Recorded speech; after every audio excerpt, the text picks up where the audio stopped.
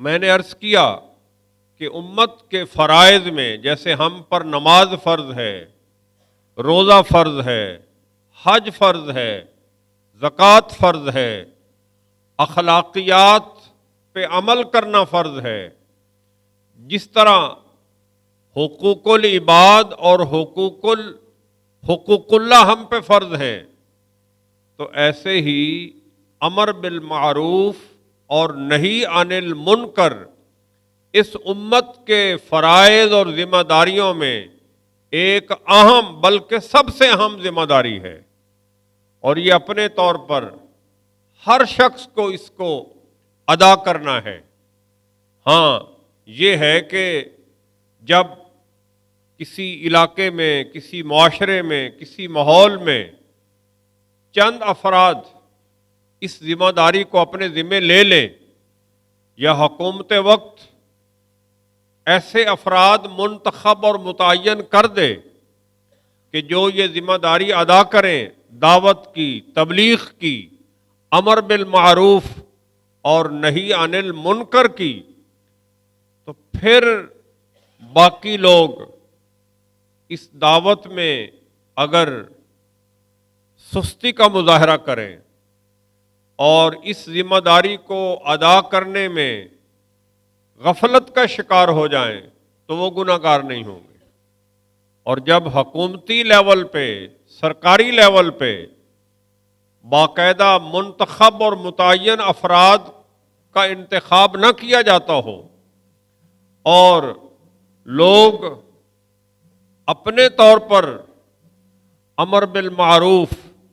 اور نہی عن المنکر پہ عمل کرنے اور امر بالمعروف اور نہی عن المنکر کو جاننے کا اہتمام و انتظام کر رہے ہوں، تو ایسے حالات میں تو ہر شخص پر یہ ذمہ داری عائد ہوتی ہے۔ باپ ہے تو اس پہ ذمہ داری عائد ہوتی ہے، وہ اپنی اولاد کو امر بالمعروف اور نہی عن المنکر کرتا رہے۔ ماں ہے تو اس کی ذمہ داری ہے وہ اپنے بچوں کو نیکی کی بات کہتی رہے اور برائی سے روکنے کا حکم کرتی رہے۔ استاد ہے تو اس پر یہ فرض ہے کہ وہ اپنے شاگردوں کو نیکی کی بات کا حکم کرے اور برائی سے رک جانے کا حکم کرے، اور انہیں اخلاق سے، کردار سے، پیار سے اور سختی سے انہیں برائی سے روکے اور نیکی کرنے کی تبلیغ اور دعوت بھی دے، اور ساتھ ساتھ انہیں نیکی پر عمل کرنے کا حکم بھی دے۔ اسی طرح اگر کوئی کسی کے پاس چند لوگ ملازم ہیں تو جو صاحب ہے، صاحب کی ذمہ داری ہے، جو ادارے کا صاحب اختیار اور صاحب اقتدار ہے، اس کی ذمہ داری ہے کہ وہ اپنے ملازمین کو، اپنے ماتحت لوگوں کو نیکی کا حکم کرتا رہے، میں پھیلنے والی برائیوں کے آگے کچھ روک تھام کرنے میں کامیاب ہو سکتے ہیں۔ قرآن کریم نے متعدد مقامات پر اس حوالے سے امت کو حکم دیا ہے۔ مثلا ایک مقام پر سورہ آل عمران میں اللہ تبارک و تعالی نے افراد امت کو اور مسلم امہ کو یہ حکم دیتے ہوئے فرمایا، وَلْتَكُمْ مِنْكُمْ أُمَّةٌ يَدْعُونَ إِلَى الْخَيْرِ وَيَأْمُرُونَ بِالْمَعْرُوفِ وَيَنْهَوْنَ عَنِ الْمُنْكَرِ وَأُولَئِكَ هُمُ الْمُفْلِحُونَ۔ چاہیے کہ تم میں سے ایسی جماعت ہو، تمہارے اندر ایسے افراد ہونے چاہیے، یدعون الی الخیر،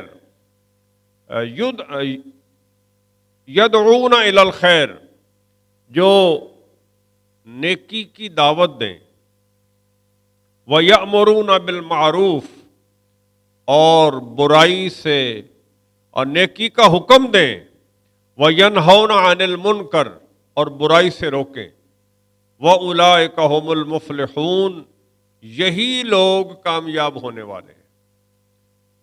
یعنی اس آیت مبارکہ نے اس بات کی وضاحت کر دی کہ مسلمان جہاں بھی آباد ہوں، جس علاقے میں بھی رہتے ہوں، اس علاقے، اس ملک، اس جگہ میں ایک منتخب جماعت ہونی چاہیے جن کی ڈیوٹی اور ذمہ داری یہ ہو کہ وہ لوگوں کو نیکی کی دعوت دیں اور برائی سے منع کریں اور نیکی کا حکم بھی دیں، اور ان کی شان یہ بیان فرمائی، کہا یہی لوگ کامیاب ہونے والے ہیں، تو ان کو کامیابی کی ضمانت دی۔ ظاہر ہے جب بندہ کسی کو نیکی کی بات کہتا ہے تو ضمیر اندر سے سب سے پہلے اسے اپنے آپ کو دعوت دیتا ہے۔ اس کا ضمیر اگر زندہ ہے تو دل متوجہ ہوتا ہے، دماغ متوجہ ہوتا ہے کہ تو دوسروں کو تو دعوت دے رہا ہے، خود تو عمل نہیں کر رہا۔ تو دوسروں کو نیکی کی دعوت دینے سے اگر بندے کے اپنے عمل میں کہیں کمزوری ہے، کوتاہی ہے، غفلت ہے، سستی ہے، تو دوسروں کو دعوت دینے سے ضمیر اپنے آپ کو ملامت کرے گا، اور ایک وقت آئے گا کہ بندے کے اندر یہ چیز پیدا ہوگی کہ بندہ کہے گا بندے تو دوسروں کو تو بڑی دعوت دیتا ہے نیک ہونے کی، خود بھی نیک ہو جا۔ تو ایک وقت آئے گا کہ بندے کی اپنی کمی کوتاہی دور ہو جائے گی اور بندہ خود نیک ہو جائے گا۔ اسی طرح تو ایک جماعت ہونی چاہیے، اور جہاں پہ اس جماعت کا التزام و اہتمام نہ ہو، کیونکہ یہ جماعت کا قیام یہ حکومتی ذمہ داری ہے، سرکاری ذمہ داری ہے۔ تو ہمارے ہاں تو اب عالم اسلام میں شاید ہی کسی جگہ پر کوئی باقاعدہ باضابطہ طور پر کوئی محکمہ، کوئی ایسا ہو کہ جہاں پہ ایسے افراد تیار کیے جاتے ہوں کہ جن کا کام ہی یہ ہو کہ وہ نیکی کی دعوت دیں، برائی سے لوگوں کو روکیں اور نیکی کا حکم کریں، اور ان کے پاس اختیار بھی ہو، اور ان کے پاس وسائل اور ان کے ساتھ حکومتی مشینری ممد و معاون بھی ہو۔ تو اب تو یہ فردن انفرادی طور پر لوگ مسلمان اپنے طور پر اس فریضہ کو انجام دے رہے ہیں۔ تو جب یہ صورتحال ہے تو پھر ہم میں سے ہر ایک کی یہ ذمہ داری بنتی ہے کہ وہ دعوت خیر دیتا رہے اور برائی سے ان لوگوں کو کم از کم روکتا رہے جن پر ان کا کوئی حق ہے، جن پر کسی کا بس چلتا ہے، جو کسی کو روک سکتا ہے۔ اور یہ ذمہ داری والدین پر آج کے دور میں بہت زیادہ ہے۔ جو والدین بچوں کو آزاد چھوڑ دیتے ہیں، کہتے ہیں پڑھے لکھے ہیں اور جناب سمجھدار ہیں، اپنی مرضی کے مالک ہیں، بالغ ہو گئے، جوان ہو گئے، تو وہ غلطی پر ہیں، وہ غلطی کا شکار ہیں۔ اس لیے کہ رسول اللہ صلی اللہ علیہ وسلم نے فرمایا کلکم رائن، تم میں سے ہر ایک کو نگہبان بنایا گیا ہے، اور ہر نگہبان سے اس کی رعایت، اس کے ماتحت لوگوں کے بارے میں پوچھا جائے۔ تو لہذا یہ آج کے دور میں ہم دیکھ رہے ہیں ہمارے بچے فساد کا شکار ہیں، بگاڑ کا شکار ہیں۔ اس میں والدین میرا خیال ہے اپنی ذمہ داری ادا کرنے میں سستی کا مظاہرہ کر رہے ہیں اور غفلت کا شکار ہیں۔ اسکول والے، کالج والے، وہ بھی اپنی ذمہ داری نہیں نبھا رہے، اور الزام یہ دیا جاتا ہے کہ مولوی اپنی ذمہ داری نہیں نبھا رہا۔ جس کے پاس بچے چند لمحوں کے لیے آتے ہیں اور وہ بھی مولوی کے پاس بیٹھنے کو پسند ہی نہیں کرتے، کیونکہ ہم نے ایک ماحول بنا دیا ہے، مولوی جاہل ہے۔ وہ جو ماحول بنا دیا ہے، وہ سمجھتے ہیں یونیورسٹیوں میں بڑا علم، ایسے نہ وہ زبردستی سینوں میں انڈیلا جاتا ہے، بڑا علم ہے، بڑا عمل ہے، اور مسجد میں مصلی پہ بیٹھا مولوی جاہل ہے۔ ہم نے یہ ماحول بنا دیا۔ کچھ تو ایسی حقیقت بھی ہے اور کچھ ہم نے خود ماحول بنا دیا۔ اس کا نقصان یہ ہوا کہ ہماری نسل علماء سے دور ہوتی ہے۔ نماز کے لیے اگر ہماری تبلیغ پر ہمیں دیکھ کر ہمارے کہنے پر نماز کے لیے مسجد میں آ بھی جائیں، وہ نماز پڑھ کے نکل جائیں گے۔ مطلب یہ ہے کہ جس کے پاس ہمارے بچے بیٹھتے نہیں، جس کی صحبت میں رہتے نہیں، ہم کہتے ہیں یہ مولوی صحیح تبلیغ نہیں کر رہا، ہمارے بچے خراب ہو رہے ہیں۔ الزام اس پہ ہے۔ اور جس باپ کے اور جس ماں کی صحبت میں 24 گھنٹے رہتے ہیں، اور جس استاد، ٹیوشن والے استاد، سکول والے استاد، یونیورسٹی والے استاد کے صحبت میں گھنٹوں گزارتے ہیں، دن کا اکثر حصہ گزارتے ہیں، اس پر کوئی الزام نہیں، وہ اس سے معاف ہے۔ مولوی پکڑا جاتا ہے کہ مولوی ذمہ داری ادا نہیں کر رہا۔ تو عرض کرنے کا مطلب یہ ہے کہ قرآن یہ کہہ رہا ہے کہ وَلْتَكُمْ مِنْكُمْ أُمَّةٌ يَدْعُونَ إِلَى الْخَيْرِ، تم میں ایک جماعت ہونی چاہیے جو تمہیں ہر وقت دعوت خیر دیتی رہے اور ہر وقت تمہیں نیکی کا حکم کرتی رہے اور برائی سے روکتی رہے۔ تو ظاہر ہے باپ کو تو کسی حد تک یہ اختیار حاصل ہے کہ وہ روک سکے اولاد کو۔ وہ بھی مسلمان ملکوں میں اور پاکستان میں الحمدللہ ابھی تک یہ حق قائم ہے۔ کئی غیر مسلم ممالک میں تو آپ کو پتہ ہے اولاد کو کچھ ڈانٹنے کا اور کسی کام سے روکنے کا ماں باپ کو بھی اختیار نہیں ہے۔ وہ کہتے ہیں جی وہ پولیس کو بلا لیتے ہیں۔ تو وہاں پھر آپ دیکھ لیں ان کی نسلوں کا حال کیا ہوگا۔ پھر نسلوں کا حال یہ ہوا ہے کہ بچے کو پتہ ہی نہیں میرا باپ کون ہے۔ نسلوں کا حال یہ ہوا۔ تو بہرحال تو امر بالمعروف اور نہی عن المنکر امت مسلمہ کے فرائض میں ایک اہم فریضہ ہے جو ہر ایک مسلمان پر لازم ہے۔ اسی طرح قرآن کریم نے اسی بات کو ایک دوسرے مقام پر سورہ آل عمران میں یوں بیان کیا، کہا لیسوا سواء من اہل الکتاب امۃ قائمۃ یدعون امۃ قائمۃ یتلون آیات اللہ آناء اللیل وہم یسجدون یؤمنون باللہ وبالیوم الآخر یأمرون بالمعروف وینہون عن المنکر ویسارعون فی الخیرات وَأُولَئِكَ مِنَ الصَّالِحِينَ۔ سارے اہل کتاب برابر نہیں ہیں، یعنی برائی میں، بے راہ روی میں سارے اہل کتاب برابر نہیں ہیں۔ یہ عیسائیوں کی بات ہو رہی ہے، لیکن عیسائیوں کی بات کر کے قرآن مخاطب ہمیں ہے، ہم قرآن کے مخاطبین ہیں۔ تو کہا کہ سارے اہل کتاب برابر نہیں ہیں، ان اہل کتاب میں یعنی عیسائیوں میں جو اتنے عبادت گزار ہیں کہ رات کی تنہائیوں میں اللہ کو یاد کرتے ہیں اور سجدہ ریزیاں کرتے ہیں، یؤمنون باللہ وبالیوم الآخر، وہ اللہ پر ایمان بھی رکھتے ہیں اور آخرت پر ایمان بھی رکھتے ہیں، اور اللہ اور آخرت پر ایمان لانے کے بعد ان کی صفت یہ ہے کہ وہ یأمرون بالمعروف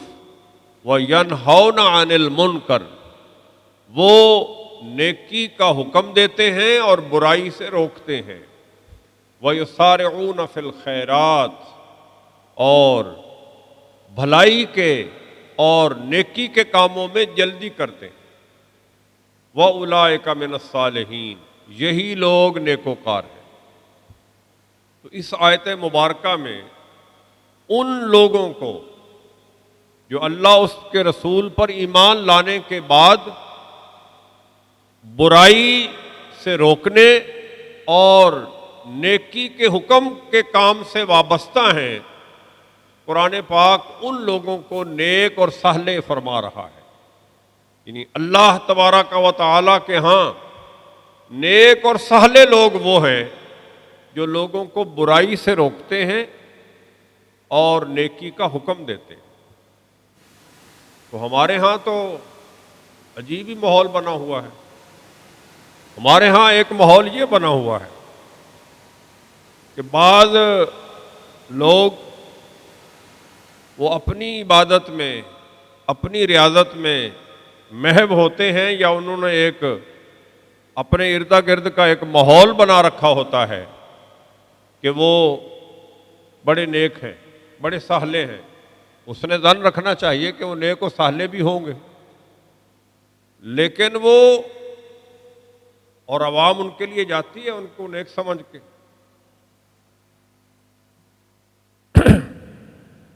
لیکن وہ دعوت کا کام بالکل نہیں کرتے۔ زیادہ سے زیادہ آپ کے لیے دعا کر دیں گے، اور کئی ایسے بادشاہ ہیں کہ وہ ان کو دعا مانگنا بھی نہیں آتا، لیکن عوام ان کو بڑا وہ کرنی والا پیر سمجھ کے بڑے ان کے پاس جمع ہوتی ہے اور ان سے اپنی مرادیں اور اپنی حاجتیں پیش کرتی ہے، اور وہ کہتے ہیں ہو جائے گا کام۔ تو عوام کی نگاہ میں ایسے لوگ بڑے نیک اور صالح ہیں، کیونکہ وہ عوام سے دور رہتے ہیں۔ ان کے ملنے کے لیے بھی ایک ضابطہ ہے کہ پہلے انتظار کیا جائے، پھر ان کا جو قریبی آدمی ہے جس کی ڈیوٹی لگی ہے وہ ٹائم لے کے دے گا، پھر جا کے ملاقات ہوگی، اور آپ اپنی حاجت اور اپنی مراد اور اپنی ضرورت پیش کریں گے تو وہ دعا فرما دیں گے۔ تو وہ کہتے ہیں کہ بیمار، ایک ڈاکٹر کے پاس 10 بیمار جائیں، ایک کو آرام آ جائے تو وہ ڈاکٹر مطلب ہے نا سمجھدار اور قابل شمار کر لیا جاتا ہے۔ یہ ایسے لوگ بھی ہیں جنہوں نے دعوت کا کوئی کام نہیں کرنا، نہ کسی کو نیکی کی دعوت دینی ہے، نہ کسی کو برائی سے روکنا ہے، لیکن ہماری نگاہوں میں وہ بڑے صالح، بڑے پہنچے ہوئے، بڑے قابل لوگ ہیں۔ اور وہ علماء جو شب و روز ان سے ملاقات کے لیے ٹائم بھی نہیں لینا پڑتا، وہ ہر نماز پہ دستیاب ہوتے ہیں اور گاہے بگاہے دعوت دیتے رہتے ہیں، جتنی ان میں ہمت ہے وہ برائی سے روکتے بھی رہتے ہیں اور نیکی کا حکم بھی کرتے رہتے ہیں۔ لیکن مجال ہے عوام کسی مولوی کو نیک سمجھ لے۔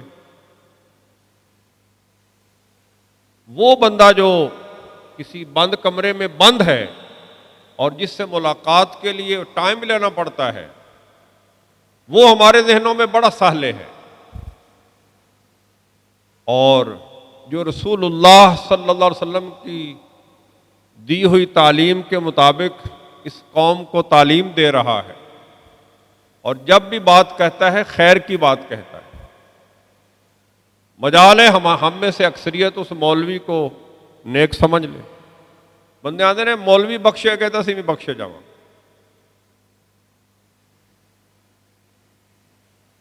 چند دن پہلے کی بات ہے، میں نے ایک مسجد کے امام کا جنازہ پڑھایا، کوئی کام نہیں، صرف 5 ٹائم نماز پڑھائی ساری دن، اور لوگوں کو کوئی ہو سکا تو کوئی اچھی بات کہہ دی، تو مجھے رشک آ رہا تھا کہ